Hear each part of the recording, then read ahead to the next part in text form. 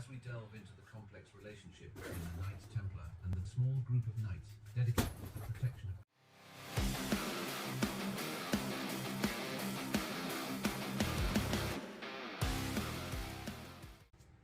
of... If I had to pick a single movement that was the core of my training, the one thing I absolutely cannot dispense with, the number one thing that's most important to me, is being able to get in a seated squat position.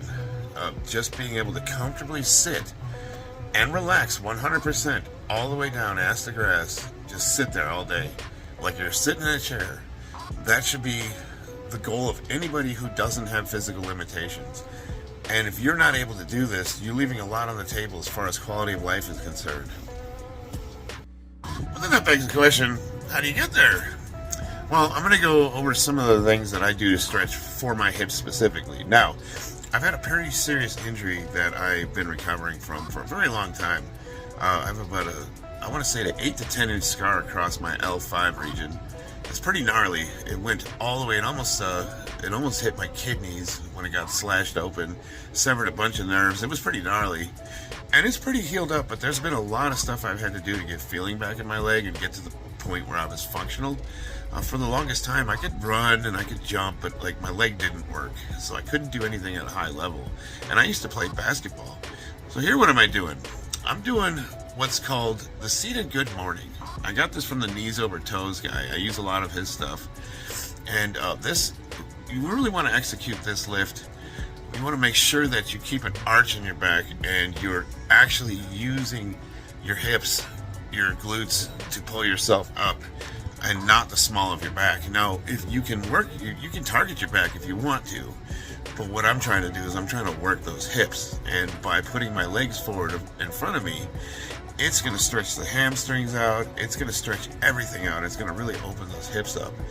And it's just it'll strengthen all of those little support muscles, all the muscles that give us problems when we're, trying to bend over and pick stuff up or, trying to get into squatted position. Doing this movement will help alleviate a lot of sciatic nerve issues. I love doing this movement. Now, this movement has a high degree of difficulty, and you really want to start out with light weights. You could put a plate on your back, or you can just start out with just a barbell. But you want to work yourself up to something moderately heavy, because you do want to strengthen those muscles. Now, I'm a 600 plus pound squatter, so for me, lightweight's going to look like 3 plates. You got to have enough weight on there to actually work, but this is not something that you're not trying to prove anything here. What you are trying to do is use really good form, keep that back arched, and really pull using your posterior chain and not the small of your back. You want to try to avoid arching forward. And the farther forward you can get your feet, and you might have to work that over time. You'll probably start closer than what I am, but the idea is as you become proficient with this lift, you want to get those feet out more in front of you to get that nice deep hamstring stretch, and it feels glorious. You can even work your way up to putting your feet perpendicular to the ground if you can do it. It is a bit of a balancing act though, so take extreme caution when you're trying these out for the first time. Now, people ask me, how often do you do this stuff? I'm going to tell you right now, I get in the seated squat position every single day. Now, I might not be working out, I might not spend a lot of time stretching, but every single day I get in the seated squat position and I just sit there and maybe I'll do some little hopping around, some stretching. Just like, when you wake up in the morning, you bang a set of push-ups out, or maybe you do some pull-ups, or maybe you do some stretching. This is a daily thing. You younger guys, no. You get older, you start losing your ability to do this, and it is extremely difficult to get it back. And even though I can get comfortably in the position, it still takes me a ton of time to get warmed up and limber. The first time I go up and down a few times, my knees feel like they're going to blow apart. Then once everything gets lubed up and loose, then, it's not a problem. But it takes a minute, man. It is not comfortable getting out of bed. Now, a big challenge for a lot of people is they just can't get into the seated squat position. So what do you do if you can't do it? Well, I'm going to tell you right now that there's no shame in starting off with something like a little stool, or you can hold on to a wall or lean up on something, and you just want to kind of go down as far as you can get. You should do this every day. I'm a really big fan of, like, heck, you can start with a chair if you need to. Kitchen chair. Just simply sitting into a chair and standing up. You know, if you're one of those people that hasn't done squats in a long time and you do a set of 10 chair sits and stands, you're gonna be sore the next day. And here I'm just leaning up against something, and I'm obviously a little bit more advanced, but there's no problem with just getting a stool and just simply doing squats. You know, start as high as you need to, but the idea is you really want to work your way down. You want to get down as far as you can go, and you can use the stool to even do stretching that you wouldn't normally be able to do. There's nothing wrong with, using assistance.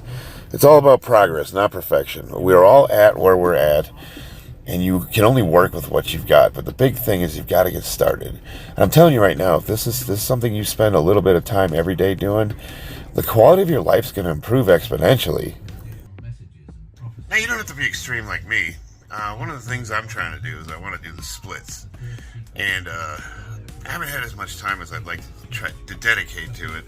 Something you kind of got to work at every day. I got really close, and then if you don't keep up on it, we start getting closer to my age, you revert pretty darn quickly. So it's one of those things I have to do weekly, otherwise I'll start regressing. Generally speaking, though, I have, as far as mobility is concerned, I can do everything now that I could do when I was younger. It's just, it takes me a lot longer to get limbered up with that, and I weigh a lot more too, so there's that to consider. Does muscularity affect flexibility? Yes, if you don't do flexibility stuff. If all you do is lift weights and you don't do full range of motion, you're going to get really tight. It's going to be very difficult for you. But just by doing full range of motion lifting, that's 90% of the stretching you need right there. Now, my stretching routine, sometimes it's as short as 10 or 15 minutes. And sometimes it's as long as a couple hours, depending on what I'm trying to do.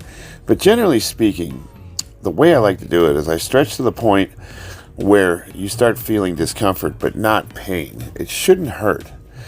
And then what you're going to want to do is you exhale slowly as you deepen into the positions and try to hold them for a good 30 seconds, 15 to 30 seconds. For a lot of people, sometimes 5 seconds will seem like an eternity, especially when you're just getting first started. But ideally, I like to try to hold mine for 30 seconds and really stretch into it. Another thing to consider is if a flexed muscle overrides the body's natural defense mechanism, and if you're ever stuck, you can flex a muscle and see that you can stretch a little bit farther. But I always, right before I stretch into it, I take a nice deep exhale, which just relaxes the body a little bit more and allows you to get into those positions a little better. Sometimes when I just do my stretching, I'll save that for an off day because you're not really doing a lot of resistance training. Like today, obviously, I did those seated good mornings, and that is most definitely resistance training. But a lot of times, if I just want to relax, but I still have that need to do something athletic, hey, this is perfect. So you're not really, if anything, you're helping yourself recover. I always do stretching after lifting. I think if you do it before, especially if you're a power lifter, it kind of kills your upper end. It'll take away from your 1 rep max. Warming up, the way I warm up is I just do reps of whatever movement I'm doing. I don't do any fancy. I'm pretty straightforward. I do a few warm-up sets to get right into it, and then I always do my stretching afterwards. But this is for me, this is super enjoyable, and it takes a lot of focus to be able to do it. So it's very, it can help with mindfulness. It's almost like meditating. That's it in a nutshell. I just want to have that flexibility so I can kick over my head, and I can get up there pretty good. Not like I used to. As you can see, this is just, light and easy. Would I do that in a sparring match or in the cage? Probably not. But it's still pretty cool to be able to just do a roundhouse that's over someone's head, especially at my age, 49. Why would you want to lose that ability? Or more importantly, what would having that ability give you in other areas of your life? It's just something you can dedicate a few minutes to every day and, to make your life better. I promise. Hit me up if you need help with anything.